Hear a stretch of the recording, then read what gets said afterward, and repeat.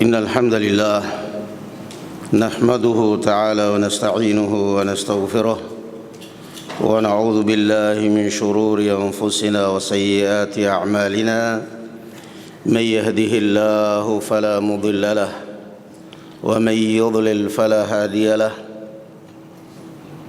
أشهد أن لا إله إلا الله وحده لا شريك له وأشهد أن محمدًا عبده ورسوله لا نبي بعده يا أيها الذين آمنوا اتقوا الله حق تقاته ولا تموتن إلا وأنتم مسلمون يا أيها الناس اتقوا ربكم الذي خلقكم من نفس واحدة وخلق منها زوجها وبث منهما رجالا كثيرا ونساء واتقوا الله الذي تساءلون به والأرحام إن الله كان عليكم رقيبا أما بعد. Setelah kita membahas pertemuan pertama dan kedua dalam bab kitab As-Sirah, bab yang pertama yakni kelahiran beliau sallallahu alaihi wasallam atau nasab beliau sallallahu alaihi wasallam. Bab yang kedua adalah kelahiran dan masa susuan beliau sallallahu alaihi wasallam.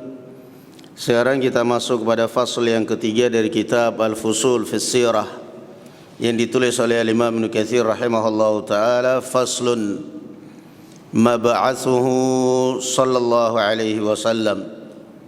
Fasal diutusnya beliau sallallahu alaihi wasallam sebagai rasul.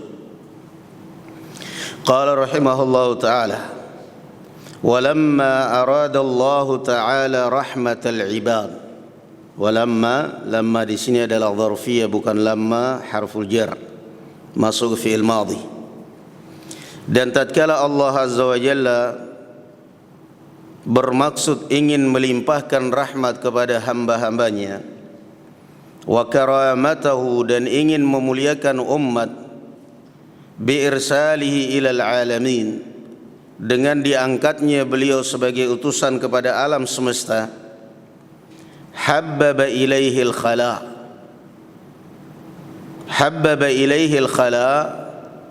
Allah azza wa jalla mulai menanamkan kepada di hati beliau sallallahu alaihi wasallam kesendirian.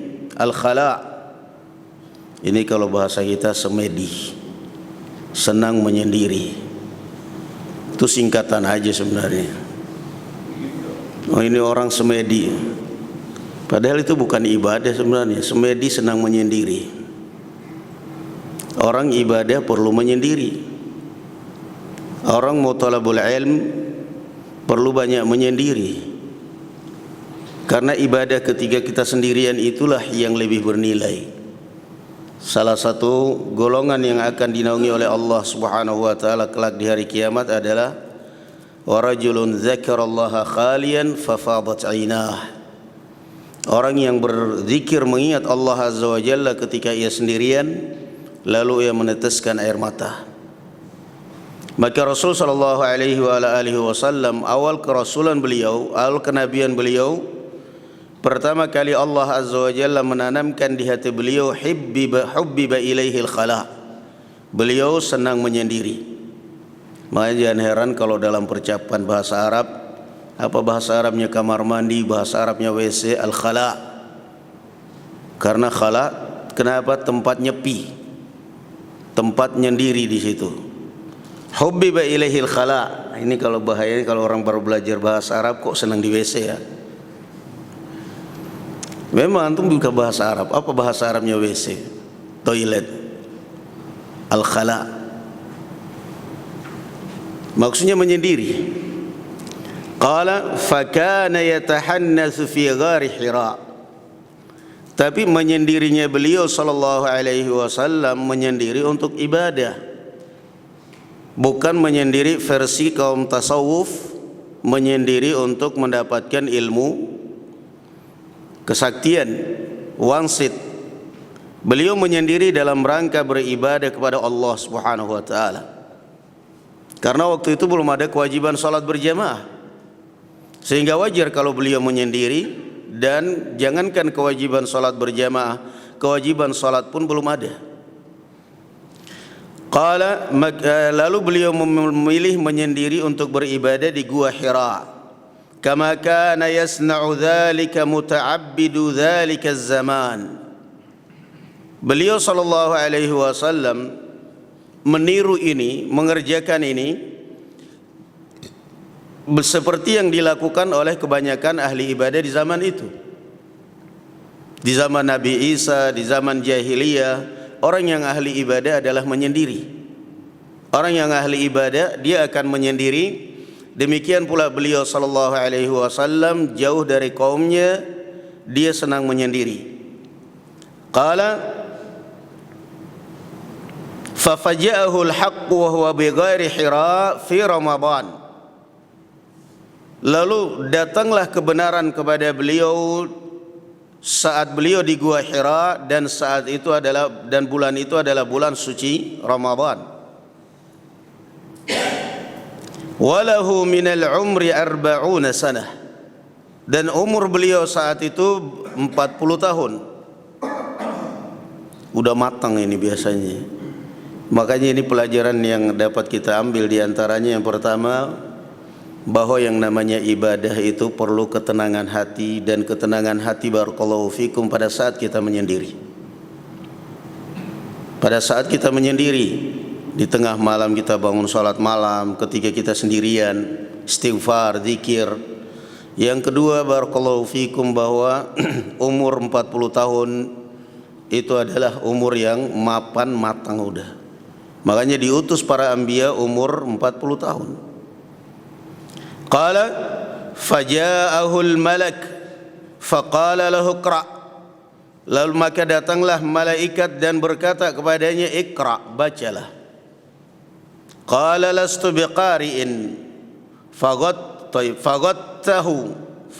semestinya bukan ta hatta balagha minhul jahda. Datang malaikat sosok yang tidak pernah beliau kenal, tiba-tiba menemui beliau di Gua Hira. Iqra, baca. Qala ma ana biqari, lastu biqari. Kata Rasul sallallahu alaihi wasallam, saya enggak bisa baca. Maka dirangkul oleh Jibril sampai beliau merasakan sakit. Apa pelajaran yang dapat kita ambil di sini? Ilmu itu perlu perjuangan. Ilmu itu berat. Ilmu itu berat. Al-Imam Muslim meriwayatkan, kalau tidak salah, dari Yahya bin Abi Katsir dalam sahihnya, la yunalul ilmu birahatil jism. Tidak akan mungkin ilmu didapatkan dengan santai. Naam, makanya kalau kita taklim tapi bekerja bisnis, ya sekedar pecinta ilmu aja. Tapi kalau benar-benar mau talabul ilm, benar-benar mau belajar, mau benar-benar sampai jadi seorang yang bisa, itu perlu mengosongkan waktu, perlu fokus. Itulah Rasul sallallahu alaihi wasallam fokus di Gua Hira. Qala thumma arsalahu faqala lahu iqra. Setelah dirangkul sampai beliau merasakan sakit, dilepaskan, dan kemudian malaikat kembali mengatakan, iqra, baca. Qala lastu biqari'in thalathan. Rasulullah sallallahu alaihi wasallam, saya enggak bisa baca, buta huruf. Dan ini juga adalah salah satu mukjizat. Jadi ketika Rasul sallallahu alaihi wasallam buta huruf dari awal, dikenal oleh orang Quraisy, buta huruf bukan seorang yang terpelajar, bahkan Arab secara keseluruhan, itu juga adalah persiapan Allah Azza wa Jalla untuk memberikan mukjizat kepada Nabi sallallahu alaihi wasallam. Seorang yang kalian kenal buta huruf, tidak bisa baca tulis, kok bisa membaca, bisa berkata dengan ucapan yang indah yang tidak kalian mampu. Naam. 3 kali beliau disuruh baca, dirangkul, lepas lagi, dirangkul, lepas lagi, dirangkul, dilepas. Kemudian diajarkan kepada oleh malaikat, iqra bismi rabbikal ladzi khalaq, khalaqal insana min 'alaq, iqra wa rabbukal akram alladzi 'allama bil qalam, 'allamal insana ma lam ya'lam. Subhanallah. Diajarkan kepada beliau rukun ilmu. Apa itu rukun ilmu? Membaca, menulis. Membaca, menulis. Iqra bismi rabbikal ladzi khalaq, khalaqal insana min 'alaq, iqra wa rabbukal akram, alladzi 'allama bil qalam.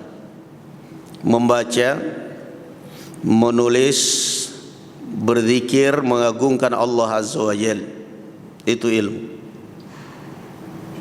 Dan dengan 5 ayat ini beliau resmi diangkat sebagai Rasul, sebagai Nabi. Bukan dengan turunnya surat Iqra secara keseluruhan, tapi dengan turunnya 5 ayat pertama ini dari surat Iqra, beliau sallallahu alaihi wasallam resmi diangkat sebagai Nabi. Resmi diangkat sebagai Nabi. Iqra bismi rabbikal ladzi khalaq, khalaqal insana min 'alaq, yang telah menciptakan manusia dari segumpal darah. Yang mengatakan, mau dia penceramah, mau dia siapapun, yang mengatakan bahwa alam semesta ini termasuk manusia tercipta dari cahaya Muhammad, kadzab. Kadzabun asyir, itu orang pendusta. Dari mana dikatakan bahwa alam semesta ini tercipta dari cahaya Muhammad? Sementara nasnya dalam Al-Quran apa? Khalaqal insana min 'alaq. Allah menciptakan cahaya, menciptakan manusia dari alaq, dari segumpal darah.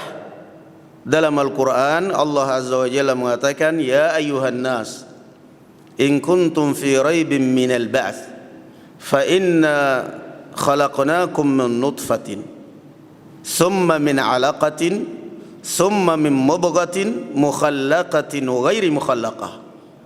Wahai manusia, kalau kalian ragu tentang hari kiamat, maka sungguhnya saya telah menciptakan kalian dari mani, darah dan daging, segumpal darah, segumpal daging. Itulah manusia prosesnya. Khalaqal insana min 'alaq. Maka sekali lagi ta'liq singkat sini yang mengatakan bahwa manusia tercipta, termasuk alam semesta tercipta dari cahaya Muhammad, maka dia adalah kadzab, mendustakan Al-Quran, atau mungkin dia jahil. Kalau dia kadzab, kalau dia enggak kadzab, jahil. Jahil. Dalam ayat Al-Quran Allah Azza wa Jalla katakan, alladzi ahsana kulla syai'in khalaqah wa bada'a khalqal insan min tin. Dan Allah lah yang memulai penciptaan segala sesuatu makhluk dan memulai penciptaan manusia dari tanah. Thumma ja'ala naslahu min sulalatin min ma'in mahin. Kemudian Allah Azza wa Jalla menciptakan dalam tubuh Adam dan Hawa bahan produksi, sehingga anak keturunan Adam pun tidak perlu diciptakan dari tanah, tetapi mereka tercipta dari mimma'in mahin, dari sperma. Kemudian ayat qala faraja biha Rasulullah sallallahu alaihi wasallam tarjufu bi fuaduhu atau bawadiruhu. Beliau sallallahu alaihi wasallam kembali ke rumah Khadijah dalam keadaan merinding ketakutan.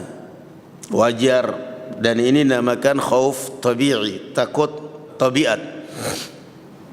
Di Gua Hira bertemu dengan makhluk yang belum pernah ditemui, yang belum pernah dilihat, dirangkul, disuruh baca, dipaksa baca.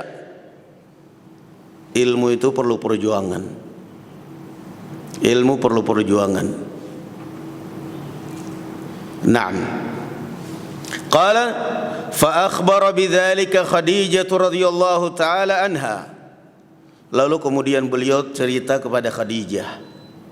Dan ini adalah pelajaran kepada kaum wanita, bahwa seorang istri itu adalah tempat curhatnya suami. Tempat curhatnya suami. Karena suami itu di luar banyak hal-hal yang dihadapi dengan pekerjaan dia, tantangan di luar, banyak mendengarkan, apalagi kalau dia bekerja sebagai anak buah, banyak dimarahin atasan. banyak tantangan di luar. Ketika dia pulang ke rumah ingin curhat kepada istrinya. Kebetulan dia dapat istri yang tidak pernah mau mendengarkan curhatan suami. Taunya pokoknya duit suami. Berantakan akhirnya itu dah. Suami curhat belum lagi cerita sudah dibilang, makanya jadi orang itu jangan jadi orang bodoh. Tambah ngamuk suaminya. Di luar lagi stres. Pulang ke rumah ingin curhat, baru ngomong makanya jadi orang nasib kamu jadi anak buah melulu. Itulah nasibnya jadi suami orang jadi orang bodoh. Habis gelap matanya.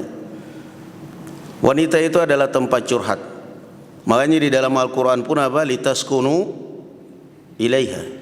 Litaskunu ilaiha. Litaskunu ilaiha apa artinya? Untuk kalian wahai kaum laki-laki mendapatkan ketenangan dari wanita. Maka Allah Azza wa Jalla ciptakan dengan karakter yang berbeda. Karakter laki-laki itu keras, sementara karakter wanita lembut. Ada positif, ada negatif. Makanya baterai nyala. Kalau ketemunya sama-sama positif, sama-sama keras, sama-sama temperamen tinggi dan gak ada yang ngalah, ya repot. Rasulullah SAW pulang ke rumah curhat kepada Khadijah. Faqala qad khashitu biha ala akli. Rasulullah SAW cerita kepada Khadijah apa yang dialami di Gua Hira. Ini proses ini ya. Rasulullah SAW kembali ke rumah Khadijah dalam keadaan ketakutan, gemetar. Sampai di rumah apa? Enggak banyak cerita. Zammiluni, zammiluni. Selimutilah aku, selimutilah aku. Khadijah radhiyallahu anha dengan tanpa penasaran, dengan tanpa banyak tanya diselimuti.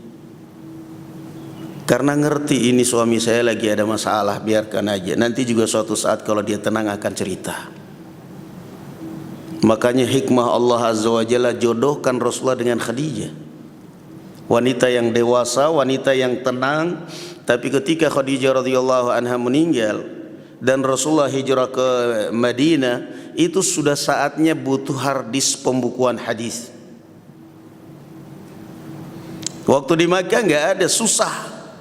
Ketika beliau sampai di Madinah, saatnya untuk hadis-hadis beliau itu dibukukan, dijadikan ada harddisknya. Maka Allah jodohkan Aisyah radhiyallahu anha dengan Rasulullah, wanita yang umurnya 9 tahun, yang hafalnya segar-segarnya untuk membukukan hadis beliau sallallahu alaihi wasallam.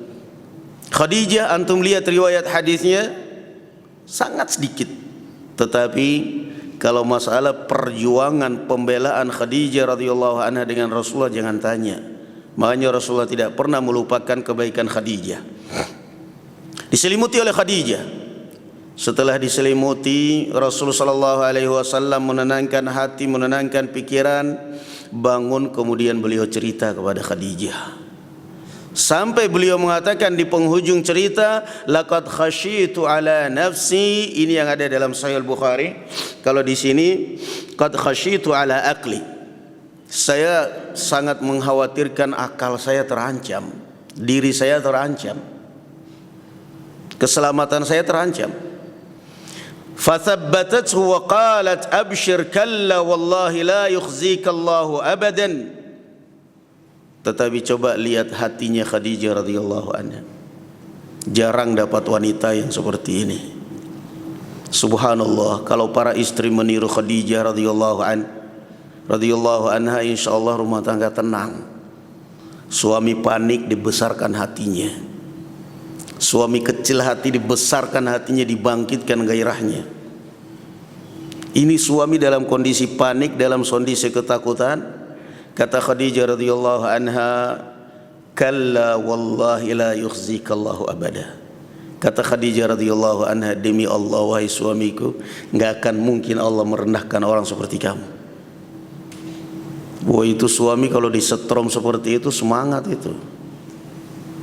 Pulang-pulang curhat, dapatnya segini hari ini, sabar, itu sudah pemberian dari Allah Subhanahu wa taala. Yang penting pokoknya kamu jangan putus asa, cari rezeki Allah, saya support kamu dengan doa. Nah, itu benar luar biasa itu. Support. Support istri kepada suami itu sangat penting dan sangat besar perannya. Karena bagaimanapun barakallahu fikum, mau laki-laki sukses, mau laki-laki jabatan tinggi, mau laki-laki usaha apa saja, semua kebesaran laki-laki tidak pernah lepas dari peran seorang istri di dalam rumah. Maka kalau suami karirnya baik, karirnya cemerlang, apa semuanya, Anda sebagai seorang istri supporter utama di dalam rumah. Belajar dari Khadijah radhiyallahu anha. Rasul sallallahu alaihi wasallam sebagai sang suami dalam keadaan panik, dibakar semangatnya oleh Khadijah, bangkit kembali semangatnya. Laki-laki mau besar, laki-laki mau bangkit, laki-laki mau entah itu besar di bidang usaha, besar di bidang jabatan, besar dalam apapun, tidak akan pernah lepas dari peran Anda wahai sang istri di dalam rumah. Tapi laki-lakimu pengusaha sukses, besar jabatannya, sementara istri di dalam rumah merongrong, tetap aja mengkerut aja itu dahinya keluar rumah. Ini orang kayak nggak bahagia banget dalam rumah.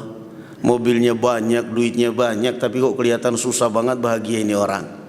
Ternyata di dalam rumah terornya. Maka belajar, ini pelajaran besar bagi kaum wanita dari kisah Khadijah radhiyallahu anha. Belajar untuk menjadi seorang istri dari figur Khadijah radhiyallahu anha. Membela, melindungi Rasulullah dengan hartanya, dengan badannya, dengan nasabnya, dengan tenaganya. Sampai suatu ketika Khadijah radhiyallahu anha menangis. Rasul sallallahu alaihi wasallam melihat Khadijah menangis, beliau baper pada saat itu. Rasulullah, jangan-jangan istri saya menangis karena mungkin hartanya habis diperjuangkan ke jalan Allah. Maka Rasulullah menghampiri Khadijah, ada apa engkau hai istriku? Karena bagaimanapun yang namanya seorang istri yang punya karir, seorang istri yang bisa membantu karir suami, yang bisa membantu ekonomi suami, itu catat tetap akan lebih dicintai oleh suaminya daripada istri yang hanya berpangku tangan, yang hanya menunggu hasil dari suami. Saya pokoknya taunya ya sudah, rezeki saya sama kamu udah. Pulang-pulang setoran ini, dompetnya mana, duitnya mana. Seorang istri yang berkarir akan lebih mau dipaksa suaminya, kamu sudah nggak cinta saya lagi ya, kamu udah nggak senang saya lagi ya. Suaminya bilang enggak, saya masih cinta dalam hati, karena belum ada ganti aja. Kenapa?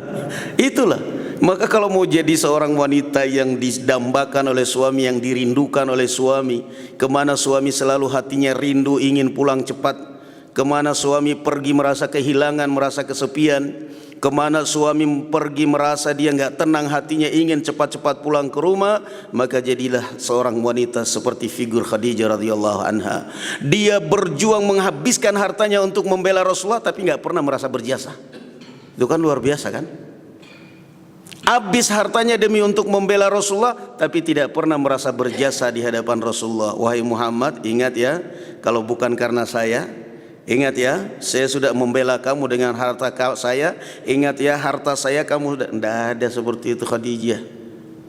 Tapi kalau perempuan sering mengukir jasa di hadapan suami, kamu begitu karena saya, kamu begini karena itu, kamu begini, suaminya enak muak itu udah.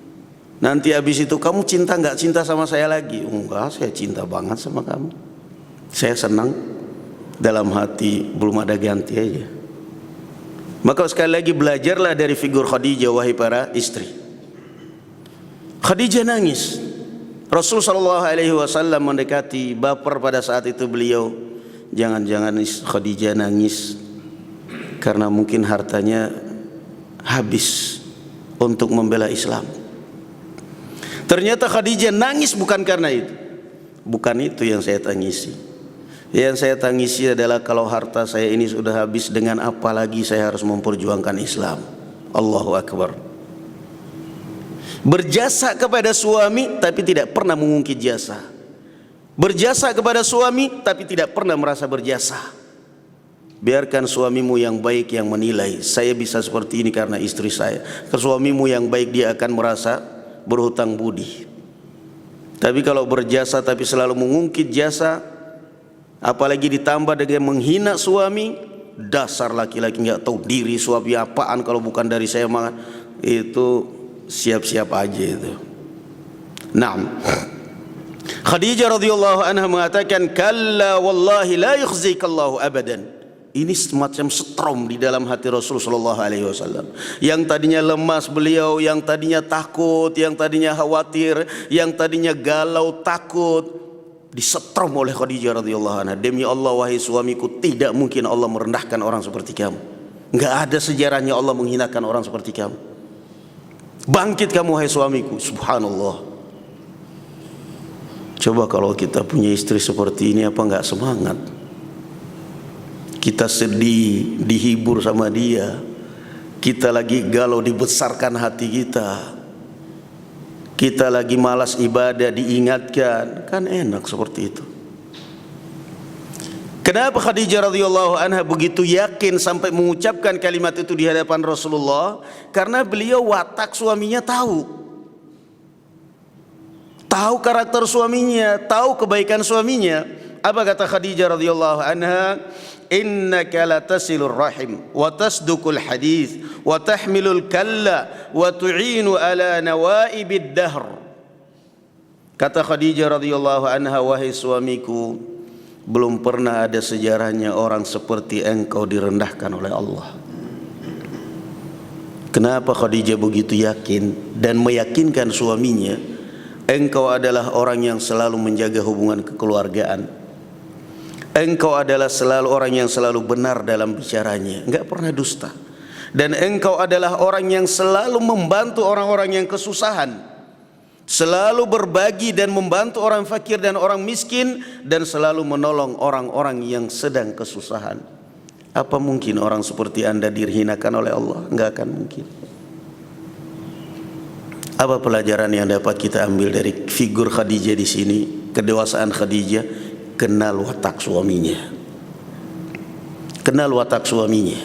Karena yang namanya kebaikan itu tidak perlu kamu terangkan dengan lesanmu, cukup kamu peragakan, cukup kamu praktekkan di hadapan istrimu.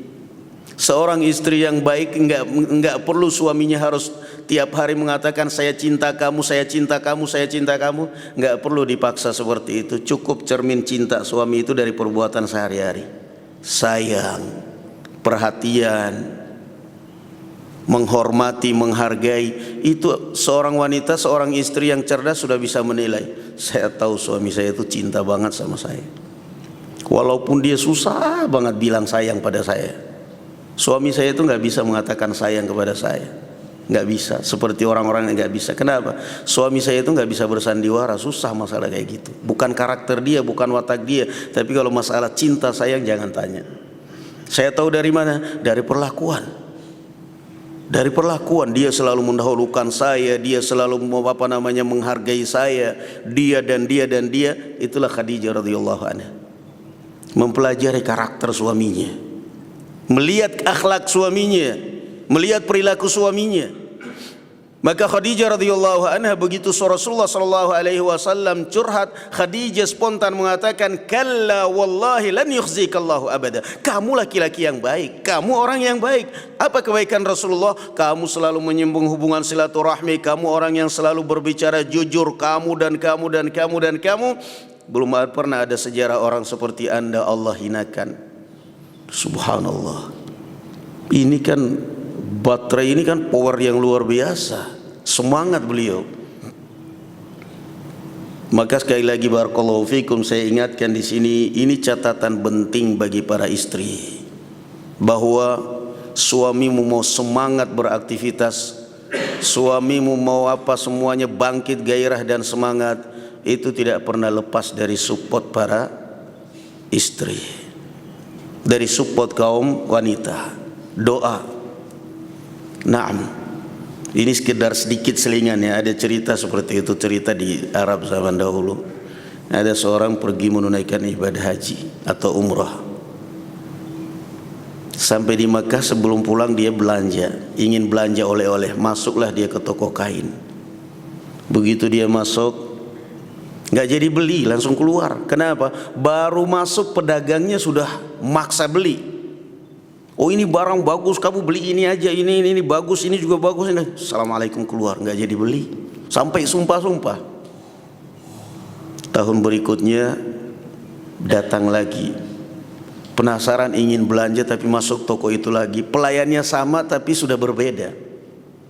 Kok tumben nih orang anteng, nggak seperti kemarin. Saya masuk, kata dia, dilihatin aja sampai akhirnya saya memilih barang yang saya sukai dan saya beli. Tapi saya penasaran. Akhirnya saya tanya, bukankah Anda yang dulu menjaga toko ini juga? Iya.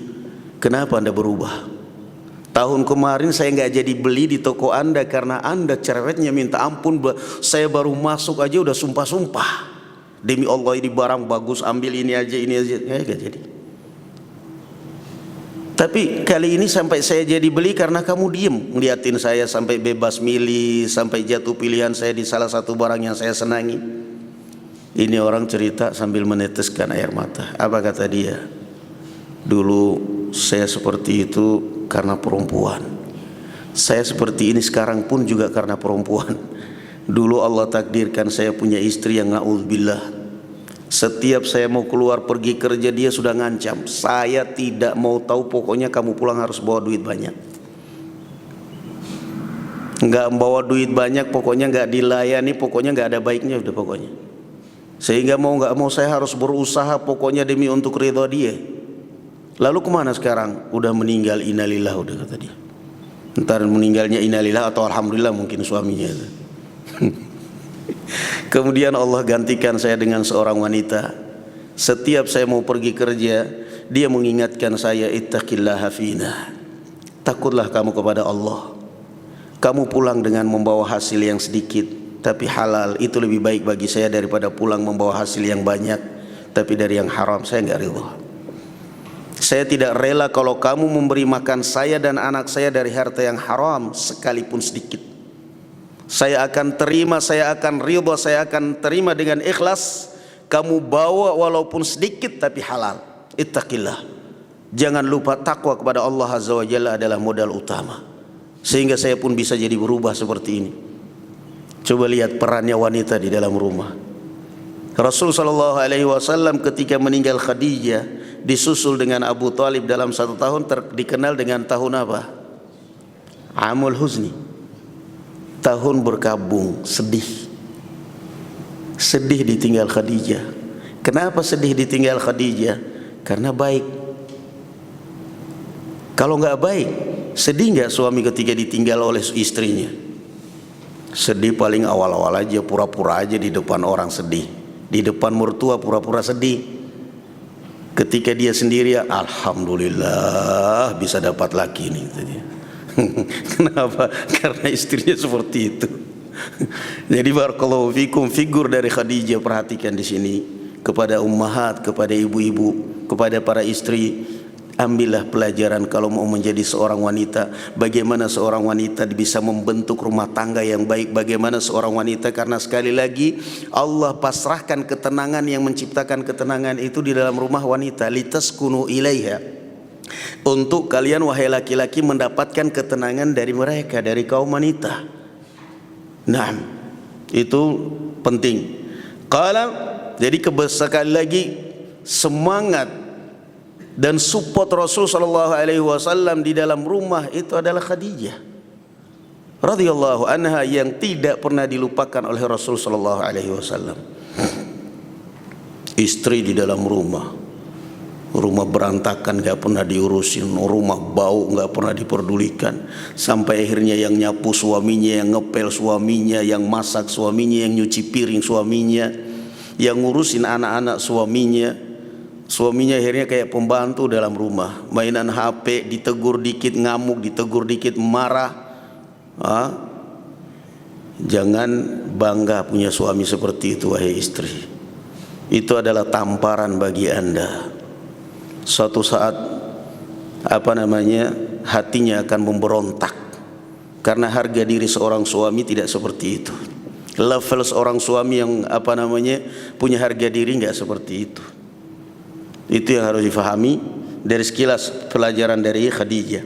Fi awsafin ukhar jamilatun addadatha min akhlaqihi sallallahu alaihi wa ala alihi wasallam. Kemudian Khadijah masih menyebutkan beberapa akhlak Rasul sallallahu alaihi wasallam. Thumma makatha Rasulullah sallallahu alaihi wasallam ma syaa Allah an yamkuth la yara syai'an wa fatara anhu al-wahyu fatamma lidzalik. Setelah itu beliau sallallahu alaihi wasallam berpisah dengan malaikat Jibril, enggak pernah datang lagi. Jadi antara masa kenabian dengan masa kerasulan itu ada masa tenggangnya, cukup lama.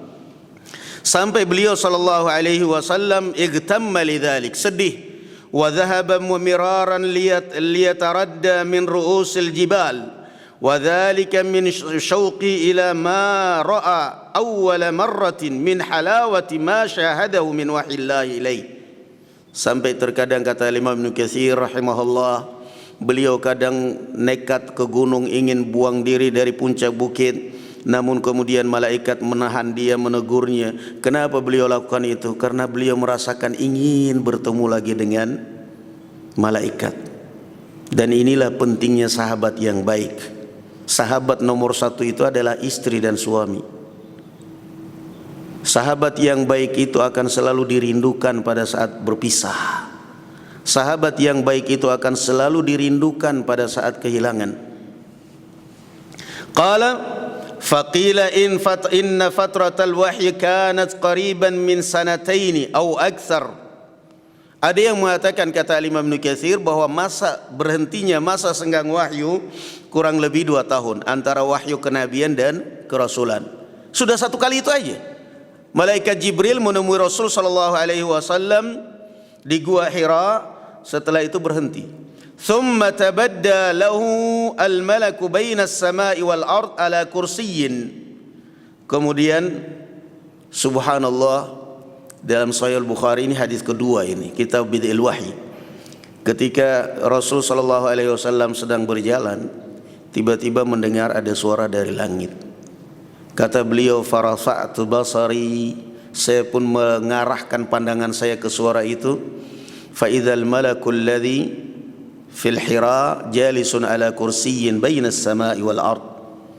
Ternyata saya melihat malaikat yang dulu menemui saya di Gua Hira duduk di atas kursi antara langit dan bumi. Malaikat Jibril datang lagi kedua kali ini. Dan ini sudah masa proses kerasulan. Qala wa basyarahu bi annahu Rasulullah haqqan, dan malaikat Jibril memberitahu bahwa beliau adalah utusan Allah yang benar. Falamma ra'ahu Rasulullah sallallahu alaihi wasallam faraqa minhu wa dhahaba ila Khadijah wa qala zammiluni dalam dathiruni, dalam lafaz hadis riwayat Bukhari, dathiruni. Naam, Khadijah, Rasulullah kembali ketakutan, trauma trauma ketika ditemui di Gua Hira, sehingga begitu beliau melihat malaikat Jibril, ini dulu malaikat yang nemui saya di Gua Hira, beliau trauma, ketakutan, gemetar ketakutan, jangan sampai nanti dirangkul lagi seperti di Gua Hira. Maka beliau kembali pulang cepat-cepat ke rumah, kembali ke rumah Khadijah radhiyallahu anha. Rasul sallallahu alaihi wasallam kan awal nikah numpang di rumah Khadijah. Tetapi itulah seorang istri yang baik, berjasa kepada suami tapi tidak pernah merasa berjasa, berjasa kepada suami tapi tidak pernah mengungkit jasa. Karena suami kalau sudah diungkit jasa dihadap oleh istrinya, jasa saya begini-begini, mesti suami itu nggak bakal ngamuk. Nah, merasa berjasa tapi tidak pernah merasa berjasa, apalagi mengungkit. Rasulullah pulang ke rumah Khadijah. Karena Rasulullah sallallahu alaihi wasallam dari keluarga yang pas-pasan, sementara Khadijah saudagar kaya. Faqala dathiruni dathiruni. Lalu Rasulullah sallallahu alaihi wasallam berkata, dathiruni dathiruni, selimuti aku, selimuti aku. Kembali Khadijah menyelimutinya. Sudah selimuti. Kalau boleh kita komentari, kebanyakan wanita kalau suaminya seperti ini apa? Tambah panik kan? Ada apa? Ada apa? Ada apa? Ada apa? Coba cerita, coba cerita. Padahal dia habis dimarah-marahin di kantor oleh atasan. Pada saat itu laki-laki lagi panik, itu condong emosinya tinggi. Entah kalau pokoknya rasa tangan sebenarnya yang mau melayang ke wajah istrinya, tapi karena dia nahan emosi akhirnya piring yang melayang. Kenapa? Dia ingin tenang dulu. Jadi semestinya seorang istri faham begitu suaminya pulang, oh suami saya kok wajah marah ya, ada masalah di luar ini. Udah ayo makan, udah ayo dilayani makan, dilayani itulah. Nanti juga dia bakal cerita, itu tabiatnya laki-laki. Nanti pada akhirnya dia tenang, hatinya tenang, dia akan cerita kepada istrinya. Tidak perlu dipaksa-paksa. Tapi kebanyakan istri langsung, ada apa, ada apa, ada apa. Maka pelajaran besar dari Khadijah, coba lihat tenang. Lihat suaminya ketakutan. Dathiruni, selimuti saya, selimuti saya. Khadijah tenang, tanpa nanya. Udah, ayo selimut. Baring, diselimutin. Karena Khadijah paham, toh nanti juga bakal cerita. Toh nanti juga bakal cerita. Kan benar akhirnya. Pertama cerita, Rasulullah kemudian berselimut. Ketika sedang berselimut turun ayat Al-Quran, ya ayyuhal muddathir kum fa'andir wa rabbaka fakabbir wa thiyabaka fatahhir. Jadi kalau di dalam surat kalau dalam kitab Ushulul Thalatha, beliau Syekh Muhammad bin Abdul Wahhab mengatakan nubbi'a bikra wa ursila bil muddathir. Rasul sallallahu alaihi wasallam diangkat sebagai nabi dengan turunnya surat Iqra, dan diangkat sebagai rasul dengan turunnya surat Al-Muddathir. Itu maknanya tidak semua. Artinya dengan turunnya 5 ayat pertama dari surat Iqra, beliau resmi diangkat sebagai nabi. Beliau dengan turunnya 5 ayat pertama dari surat Al-Muddathir, beliau resmi diangkat sebagai rasul. Ya ayyuhal muddathir, wahai orang yang berselimut, kum fa'andir, bangkit dan berikanlah peringatan. Kum wa rabbaka fakabbir, dan jangan lupa engkau agungkan Allah. Wa thiyabaka fatahhir, dan pakaianmu sucikanlah. Ini kan akhlak seorang dai. Kalau tadi kan akhlak seorang thalabatul ilm. Iqra, baca. Kemudian apa? Iqra bismi rabbikal ladzi khalaq, khalaqal insana min 'alaq, iqra wa rabbukal akram alladzi 'allama bil qalam. Menulis, membaca. Kalau di sini kan akhlaknya seorang penceramah, seorang dai. Seorang dai dia harus menguatkan hatinya dengan apa? Wa rabbaka fakabbir, banyak berzikir kepada Allah. Karena ketika orang itu berceramah menyampaikan ilmu, mesti lebih banyak musuh, lebih banyak tantangan daripada kalau untuk dia sendiri. Maka lawan semua dengan mengagungkan Allah Subhanahu wa taala. Wa thiyabaka fatahhir, dan juga pakaianmu sucikanlah. Termasuk pakaian sucikan adalah i'tiqadmu, keyakinan kamu ataupun pakaian kamu. Resmi beliau diangkat sebagai rasul. Jadi berarti kesimpulannya, Rasul sallallahu alaihi wasallam diangkat sebagai nabi itu di Gua Hira. Turun pertama Al-Quran, yang kedua Al-Quran turun pertama kepada Rasul sallallahu alaihi wasallam di Gua Hira, Iqra. Lalu berarti kalau tadi beliau mengatakan, waqila, ada yang mengatakan, kata Imam Ibnu Katsir, masa tenggang waktu antara kenabian dengan kerasulan kurang lebih 2 tahun. Berarti Al-Quran itu turun pertama surat Iqra, kemudian yang kedua surat Al-Muddathir, itu cukup lama waktunya. Sedangkan di dalam Al-Quran Allah Azza wa Jalla katakan, inna anzalnahu fi lailatul qadr. Kami turunkan Al-Quran ini di Lailatul Qadr sekaligus. Apa maknanya? Kata Imam Ibn Abbas radhiyallahu anhu mengatakan, maknanya kami turunkan Al-Quran ini sekaligus 30 juz dari Lauhil Mahfuz ke Baitul Izzah, ke langit dunia. Semuanya. Dari sana diturunkan kepada Rasul sallallahu alaihi wasallam secara bertahap. Maka dengan turunnya surat ini beliau resmi diangkat sebagai rasul. Pelajaran yang ketiga, barakallahu fikum, ini juga dijelaskan oleh Al-Imam At-Tahawi dalam Al-Imam Ibn Abil Izz dalam Syarah Aqidah Tahawiyah, perbedaan antara nabi dan rasul. Banyak disebutkan oleh para ulama, tapi ya sudahlah, yang paling minim kritikan adalah bahwa Nabi adalah seorang laki-laki yang mendapatkan wahyu dari Allah Azza wa Jalla dengan syariat, tetapi tidak ada perintah dakwah. Karena wahyu kenabian seperti itu, Iqra, tidak ada perintah dakwah. Sedangkan Rasul adalah seorang laki-laki yang mendapatkan wahyu dari Allah Azza wa Jalla dan diperintah untuk berdakwah. Nabi Khidir, kalaupun Nabi, karena diperselisihkan, sebagian ulama mengatakan dia bukan Nabi, tapi taruhlah dia Nabi, dia nggak ada kewajiban berdakwah karena dia Nabi. Tapi kalau Rasul, ya ayyuhar rasulu balligh ma unzila ilaika min rabbik, itu Rasul. Dan ayatnya pun seperti itu. Ketika turun Al-Muddatsir dan itu diangkat resmi sebagai Rasul, perintahnya adalah dakwah. Ya ayyuhal muddatsir kum fa'anzir, bangkit dan berikanlah peringatan, dakwah.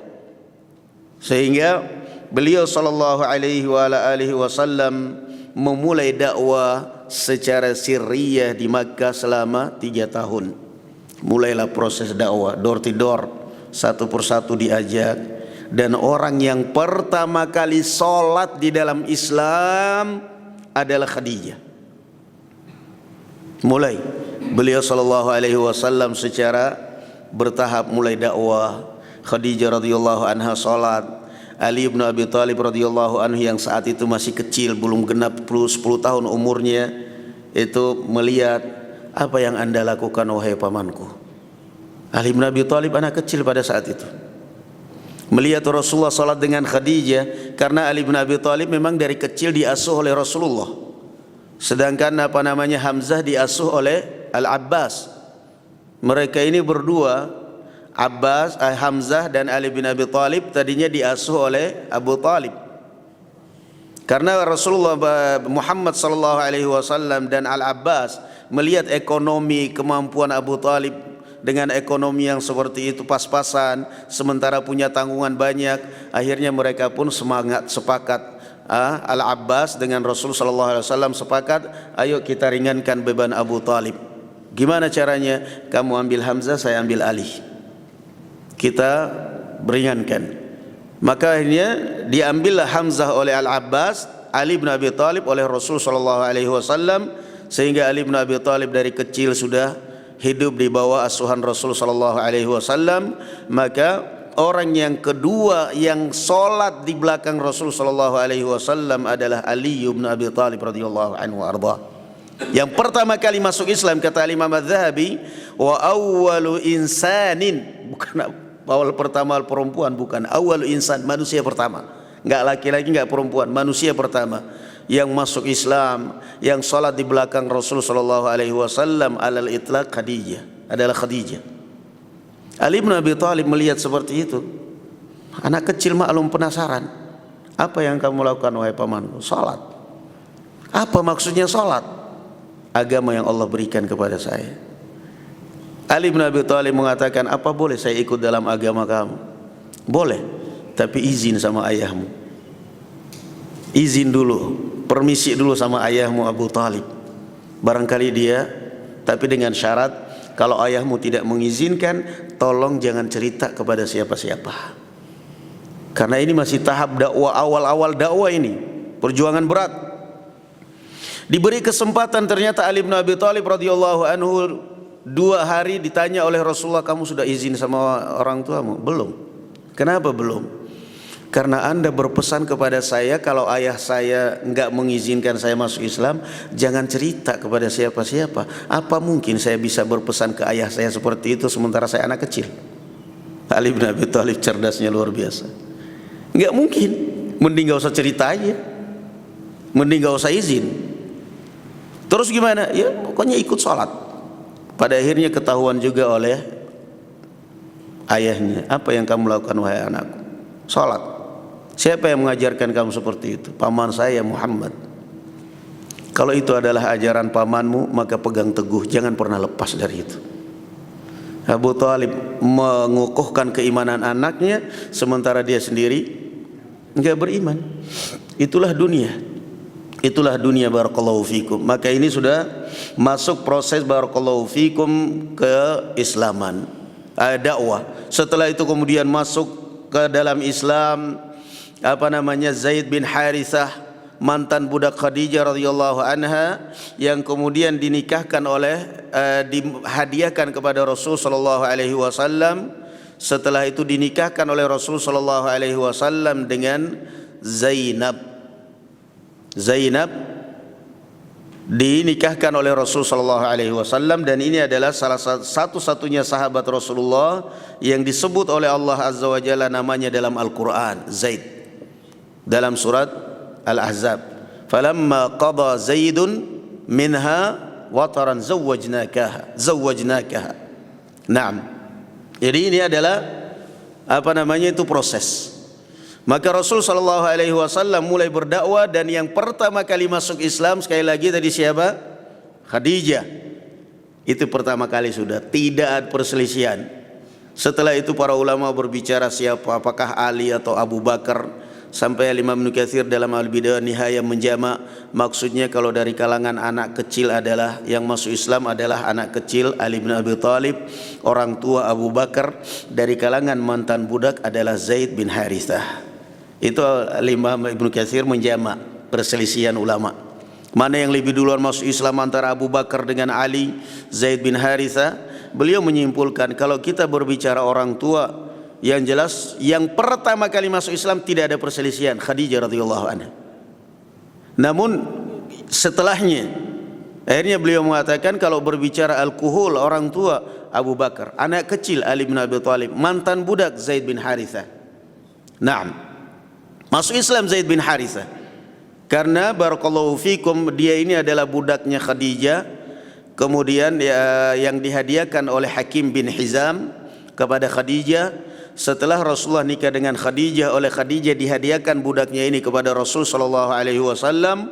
Oleh Rasul sallallahu alaihi wasallam diperlakukan dengan baik Zaid bin Harithah ini, sehingga ketika orang tuanya datang dari Habasyah dan pamannya datang ingin mengambil anaknya, Rasul sallallahu alaihi wasallam memberikan pilihan. Bagaimana kalau saya beri pilihan? Apa itu? Saya serahkan kepada anak kalian, milih kalian atau milih saya? Kata orang tuanya, ini keputusan yang luar biasa. Karena mereka berpikir nggak mungkin seorang anak milih majikannya dan statusnya sebagai budak, mesti milih orang tuanya. Zaid bin Harithah keluar. "Wahai Zaid," kata Rasulullah, "kamu kenal siapa mereka ini berdua?" "Saya kenal, ini ayah saya, ini paman saya. Mereka datang dengan membawa uang untuk menebus kamu dari perbudakan. Silahkan kamu milih mereka atau milih saya." Kata Zaid bin Harithah, "Ya Rasulullah, demi Allah saya tidak akan memilih siapapun selain Anda." Kaget kedua orang tuanya. Ada seorang anak yang lebih memilih jadi budak, milih majikannya daripada orang tuanya. Zaid bin Harithah mengatakan, "Demi Allah saya sudah melihat pada orang ini kelakuan yang lebih baik daripada semua orang tua, bukan hanya kalian."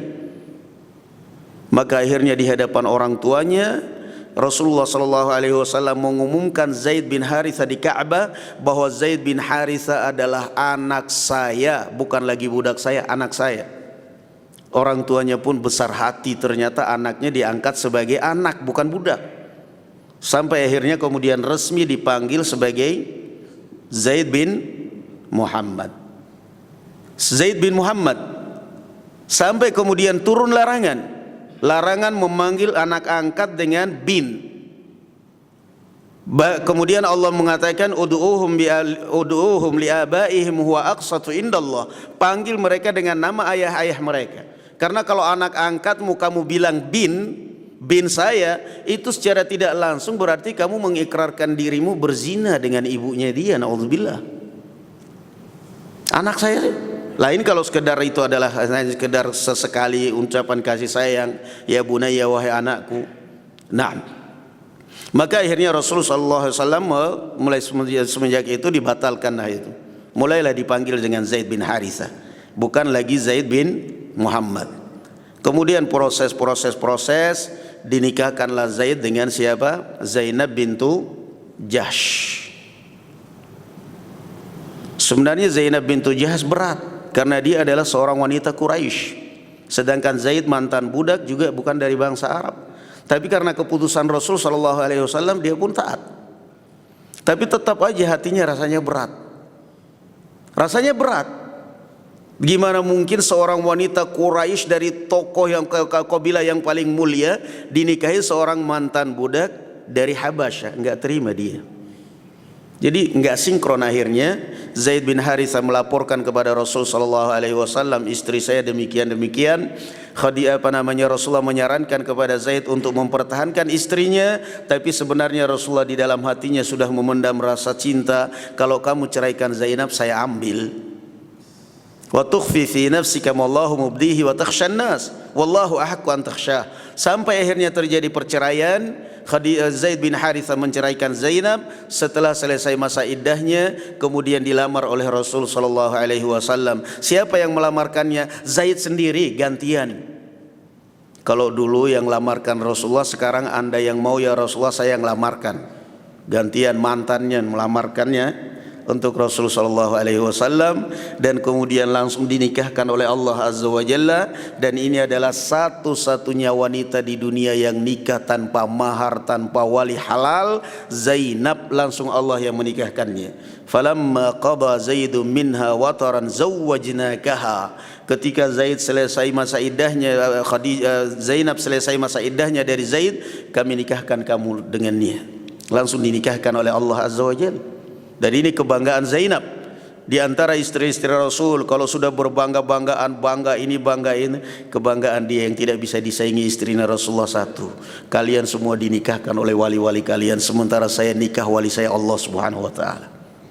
Nah, itu sekilas awal diutusnya beliau sallallahu alaihi wa ala alihi wasallam, dari masa kenabian sampai masa kerasulan. Juga di sini menunjukkan kepada kita barakallahu fikum bahwa tidak semua nabi itu adalah rasul. Tapi kalau rasul mesti sudah melewati proses kenabian. Yang kedua, bahwa tingkatan kerasulan lebih tinggi daripada tingkatan kenabian. Nabi hanya untuk dia sendiri. Sementara Rasul sallallahu alaihi wasallam diperintah untuk berdakwah. Itu beberapa pelajaran yang kita ambil, dan juga menunjukkan bahwa ilmu perlu perjuangan, ilmu perlu berat, dan ilmu perlu mengosongkan diri kita dari syawagilud dunia, kesibukan-kesibukan dunia. Tapi kalau kita selalu alasan untuk thalabul ilm karena sibuk dunia, karena sibuk anak, gak jadi-jadi. Karena anak itu sendiri dalam Al-Quran adalah fitnah.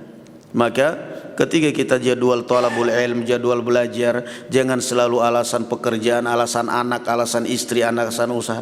Gak jadi-jadi itu akhirnya. Karena segala sesuatu itu kalau diniatkan akan ringan, tapi kalau tidak diniatkan ada aja alasan. Na'am barakallahu fikum. Mudah-mudahan Allah Subhanahu wa taala memberikan, memberkahi kehidupan kita semua, melimpahkan karunia yang berkah dan halal kepada kita semua, menjadikan kita dan anak-anak kita generasi Al-Quran, pecinta Al-Quran, penghafal Al-Quran, dan mengumpulkan kita semua di dalam surganya. Amin rabbal alamin. Wa barakallahu fikum wa sallallahu ala nabiyyina Muhammadin wa ala ali Muhammad walhamdulillahi rabbil alamin. Assalamualaikum warahmatullahi wabarakatuh. Bisa? Boleh. Gimana Pak? Gini sama. Tapi sebelum diangkat itu, terus cara ibadahnya gimana sebelum Nabi diangkat itu? Nabi SAW sebelum diangkat, yang ditanyakan cara ibadahnya. Orang Arab itu sebelum di masa jahiliyah ahli ibadah. Mereka sholat, tapi tentunya tidak seperti sholat kita sekarang ini. Mereka haji, mereka umrah. Dari mana mereka mengambil ibadah? Dari moyang mereka. Siapa moyangnya Arab? Nabi Ibrahim. Jadi mereka sebenarnya, bahkan bangsa Arab itu adalah bangsa yang bertauhid. Bangsa Arab itu bangsa yang bertauhid karena mereka adalah pewaris Nabi Ibrahim, Nabi Ismail bin Ibrahim. Mereka bangsa Arab itu rusak dan musyrik semenjak dirusak oleh Amr bin Luhai atau Lu'ai. Dia yang pertama kali memasukkan berhala di negara Arab. Sehingga mereka akhirnya tetap beribadah, tetapi ibadah mereka dicampur dengan kesyirikan. Tapi bangsa Arab itu mereka memang ahli ibadah, mereka sholat.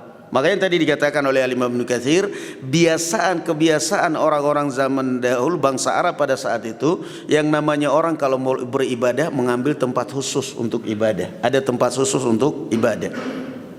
Naam. Jadi memang sekali lagi, kenapa bangsa Arab sampai akhlaknya mereka mengenal akhlakul karimah, menyambung hubungan silaturahmi, mereka dermawan, mereka barakallahu fikum haji, mereka umrah, mereka salat.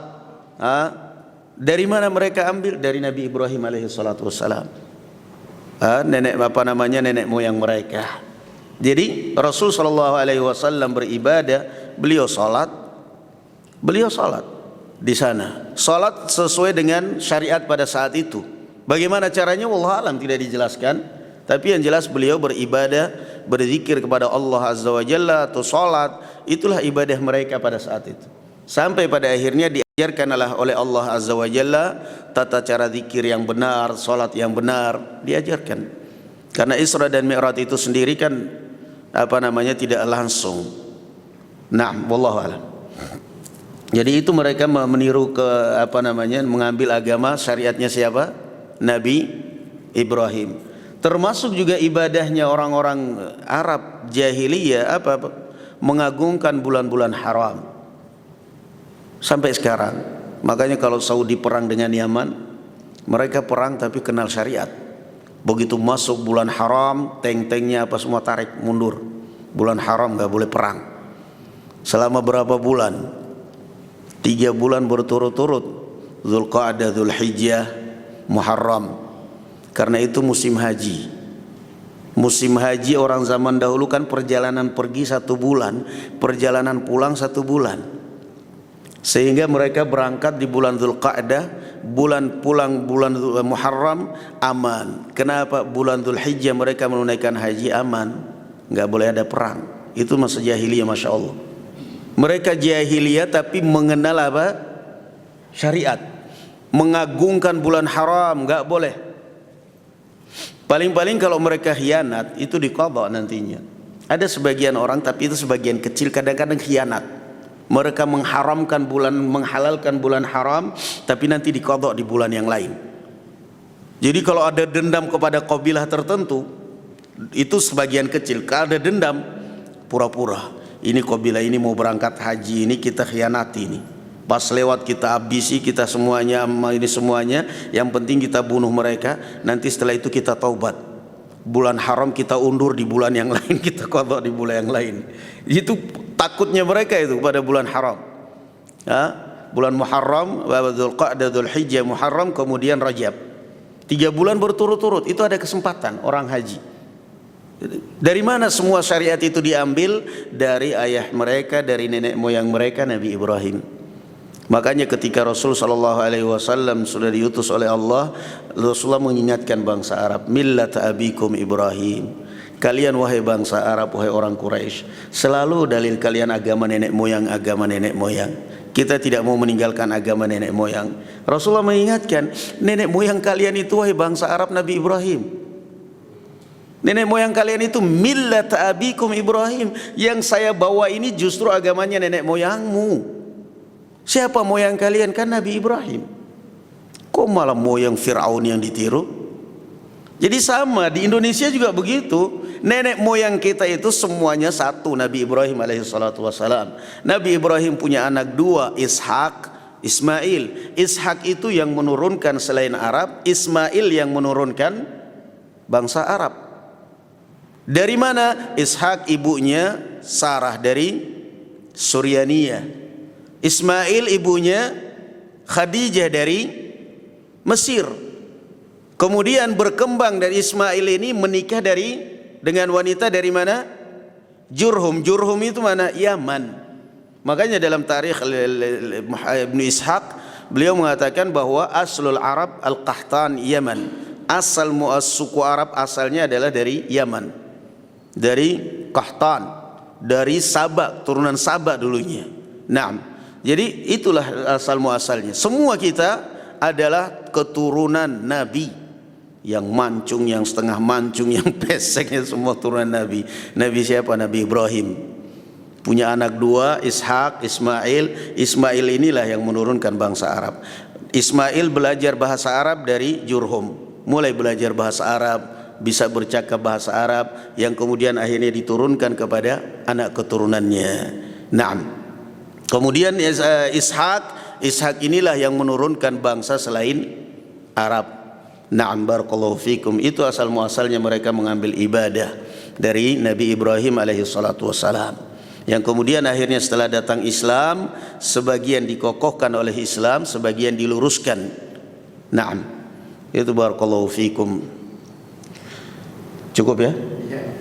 Alhamdulillah. Subhanakallahumma bihamdik, asyhadu an la ilaha illa anta astaghfiruka wa atubu ilaik. Assalamualaikum warahmatullahi wabarakatuh.